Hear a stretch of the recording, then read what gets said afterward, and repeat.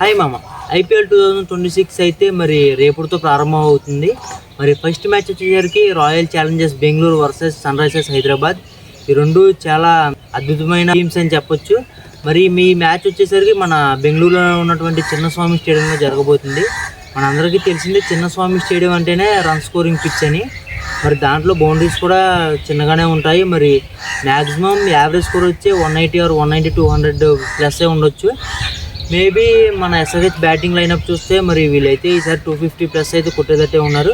And అలాగే RCB ఏం తక్కువ కాదు. ఆర్సీబీ కూడా ఫుల్ బ్యాటింగ్ పవర్ ఉంది. మరి వాళ్ళకి వాళ్ళు కూడా 250 ప్లస్ రన్స్ అయితే స్కోర్ చేస్తారు.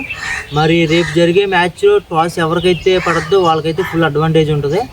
మరి ఓపెనింగ్ పేరు చూసుకున్నట్టయితే ఆర్సీబీకి Virat Kohli and Jacob Bethell వస్తారని నేను అనుకుంటున్నాను. మరి మీరేమనుకుంటున్నారు కింద కామెంట్లో చెప్పండి. అలాగే ఎస్ఆర్హెచ్ ఓపెనింగ్ వచ్చేసరికి Travis Head and Abhishek Sharma, వాళ్ళిద్దరు ఎంత ఫామ్లో ఉన్నారో మనందరికీ తెలిసిందే. అభిషేక్ శర్మ మరి ఉన్నంతసేపు బాల్ని షేక్ ఆడిస్తూనే ఉంటాడు.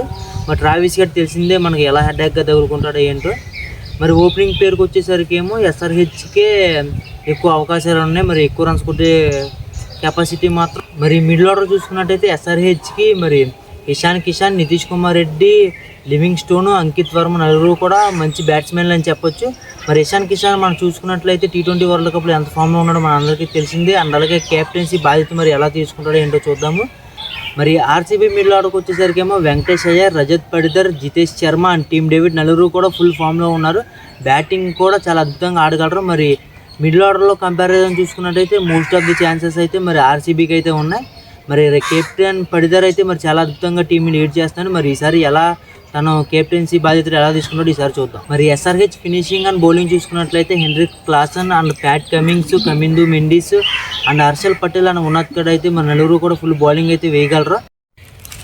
మరి ఆర్సీబీ ఫినిషింగ్ అండ్ బౌలింగ్ చూసుకున్నట్లయితే మరి Krunal Pandya and Romario Shepherd and Bhuvneshwar Kumar, Josh Hazlewood and Shreyas Sharma నలుగురు కూడా ఫుల్ బౌలింగ్ అయితే వేయగలరు. మరి ది బెస్ట్ పర్ఫార్మెన్స్ అయితే పోయినసారి ఇచ్చారు. మరి ఈసారి కూడా ఇస్తారో లేదో కింద కామెంట్ చేయండి. మరి ప్రీవియస్గా చూసుకున్నట్లయితే హెడ్ టు హెడ్ అయితే 25 మ్యాచెస్ అయితే జరిగినాయి. మరి దాంట్లో ఎస్ఆర్హెచ్ అయితే 13 మ్యాచెస్ విన్ అయ్యారు. అండ్ ఆర్సీబీ అయితే 11 అయితే విన్ అయ్యారు. మరి ఒకటైతే డ్రా అయింది. మరి మనం 2024లో ఆర్సీబీ వర్సెస్ ఎస్ఆర్హెచ్ చూసినట్లయితే మరి ఎస్ఆర్హెచ్ వాళ్ళు చిన్న సంవత్సరం 287 కొట్టారు. అండ్ అలాగే 2025లో ఆర్సీబీ వర్సెస్ ఎస్ఆర్హెచ్ అయితే మరి ఇది లక్నో స్టేడియంలో జరిగింది. మరి అక్కడ చూసుకున్నట్లయితే ఎస్ఆర్హెచ్ వాళ్ళు 231 అయితే కొట్టారు ఫస్ట్ బ్యాటింగ్ ఆడి. మరి చేజింగ్లో ఆర్సీబీని అయితే 169కి అయితే ఆల్అౌట్ చేశారు. మరి ఈసారి ఎలా కంబ్యాక్ ఇస్తారో ఆర్సీబీ వాళ్ళు చూద్దాం. మరి both of the teams comparison చూసుకున్నట్లయితే ఎస్ఆర్హెచ్ అండ్ ఆర్సీబీకి మరి ఆర్సీబీకి మోస్ట్ ఆఫ్ ది ఛాన్సెస్ అయితే ఉన్నాయి. మరి మీరేమనుకున్నారు, ఏది విన్ అవుతుంది అనుకున్నారు కింద కామెంట్ సెక్షన్లో తప్పకుండా తెలపండి. మీ ఫేవరెట్ టీం ఏదో కింద కామెంట్లో కూడా చెప్పండి.